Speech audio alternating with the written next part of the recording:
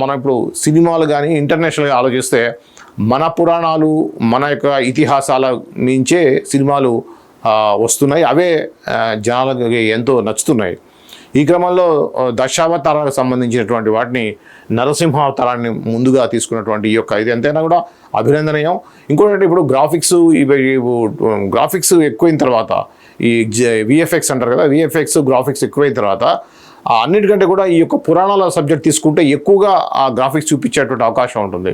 అంటే ఇమాజినేషన్లో ఇలా ఉండవచ్చు, ఇలా జరుగుతుందేమో, ఫ్యూచర్లో ఇలా జరుగుతుందేమో, గతంలో ఇలా జరిగి ఉండొచ్చు, గతంలో పురాణాల్లో ఇతిహాసాల్లో ఉన్నటువంటి ఆ యొక్క మాయలు మంత్రాలు లాంటి స్క్రీన్ మీద ఆవిష్కరించే క్రమంలో ఖచ్చితంగా ఈ యొక్క విఎఫ్ఎక్స్ యొక్క పాత్ర ఏదో ప్రధానంగా ఉంటాయి.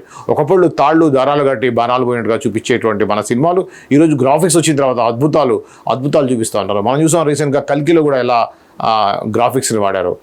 సో ఈ విధంగా ఇప్పుడు సినిమా ఒకవైపు టెక్నాలజీ డెవలప్ అవుతున్నా కూడా మన ఇతిహాసాన్ని పురాణాలని నమ్మి ఆ కథల మీద సినిమాలు చేయడం అనేది కూడా ఎంతైనా కూడా మన యొక్క హిందూ అండ్ మన భారతీయ మన ఇండియన్ కల్చర్ యొక్క గొప్పతనాన్ని మనం ఈ విధంగా మనం హ్యాపీగా ఫీల్ అవ్వచ్చు. ఏదైనా గొప్పతనాన్ని మనం గుర్తించాలని చెప్పేసి కూడా మనం అనుకోవచ్చు. సో ఇది ఈ యొక్క దశావతార సంబంధించినటువంటి కాన్సెప్ట్ గురించి చెప్తున్నారు దీంట్లో.